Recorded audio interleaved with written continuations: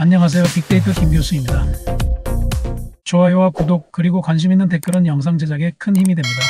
오늘은 부동산 연골 현상과 관련된 우리가 맹목적으로 믿었던 언론 및 유튜버들의 말이 과연 우리에게 어떤 문제를 야기하는지 살펴보는 시간 가졌으면 합니다.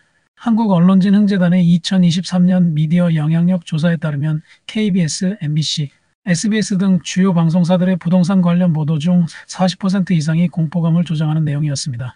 2030 아파트 영끌이 나라를 살리는 법 등의 제목으로 무리한 부동산 대출을 부추기는 보도를 했습니다. 그러나 한국부동산원의 연구 결과 실제 연끌 쪽은 2030세대 중 3.8%에 불과했습니다. 이런 현상은 24년 미국 대선에서 CNN 등 언론에서도 해리스의 월등한 우세를 이야기하면서 표심을 가져온 현상과 동일한데요. 대부분 사람은 많은 사람이 선택한 길을 따라가는 편향 현상이 있는 것과 같습니다. 우리나라 언론의 세계 순위를 보면 국경 없는 기자회가 발표한 2024년 세계 언론 자유지수에서 한국은 62위를 기록했습니다. 이는 전년 대비 15계단 하락한 수치로 한국 언론의 자유도가 급격히 악화되고 있음을 보여줍니다. 우리나라 유튜버의 부동산 연끌 실태도 연끌을 조정해 악영향을 끼치는 경우가 다수 있는데요.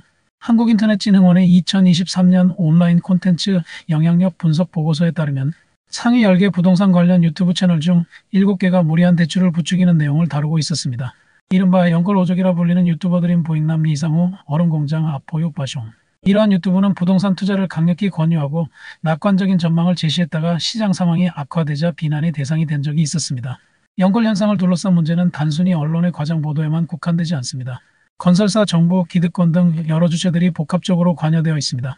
건설사의 문제로는 주택 공급 부족을 이유로 지속적인 가격 상승을 예측하며 청년층의 불안감을 조성, 무리한 대출을 유도하는 마케팅 전략 사용 등 많은 문제를 갖고 있습니다.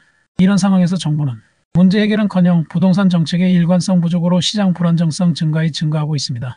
청년층 주거 안정을 위한 실효성 있는 정책이 없습니다.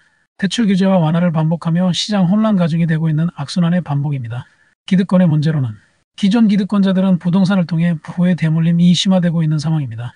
청년층과의 자산 격차를 확대시키는 구조가 지속적으로 반복되기 위한 거죠. 대한민국은 부의 80% 이상이 부동산에 투자되어 있어 부동산 투기가 곧 부를 만드는 주요한 수단입니다. 연끌 현상은 단순히 청년들의 무모한 선택이 아닌 사회구조적 문제의 결과입니다. 언론의 과장보도, 건설사의 이익 추구, 정부의 미흡한 정책, 기득권의 부의 대물림 등이 복합적으로 작용하여 청년층을 부동산 시장으로 몰아넣었습니다. 실제 데이터를 보면 청년층의 연끌 비율은 생각보다 낮으며 오히려 부모 세대의 자산 이전이 더 큰 영향을 미치고 있습니다. 이는 청년 세대 내에서 자산 격차를 더욱 심화시키는 결과를 낳고 있습니다. 따라서 이 문제를 해결하기 위해서는 단순히 청년층의 연끌을 비난하는 것이 아니라 주거 안정을 위한 실질적인 정책 마련, 부동산 시장의 투기 억제, 세대 간 자산 이전에 대한 적절한 규제, 그리고 정확하고 책임 있는 정보 제공이 필요합니다. 또한 청년층의 실질적인 소득 증대와 주거 안정을 위한 종합적인 대책이 마련되어야 할 것입니다. 미 대선 이후 우리나라 부동산에는 칼바람 이야기가 나오고 있습니다.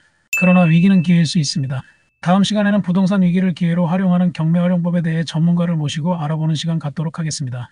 감사합니다.